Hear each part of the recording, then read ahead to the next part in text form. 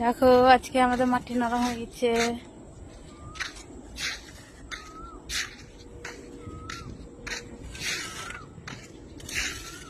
কাটতে পারছে না, খালি ভেঙে গেছে ইট। আমি পেরেছে সবগুলো ফেলতে। ইটের দিকে তাকানো যাবে না, না শরীর খারাপ হয়ে যেতে পারে। কালকে এগুলা কেটেছি।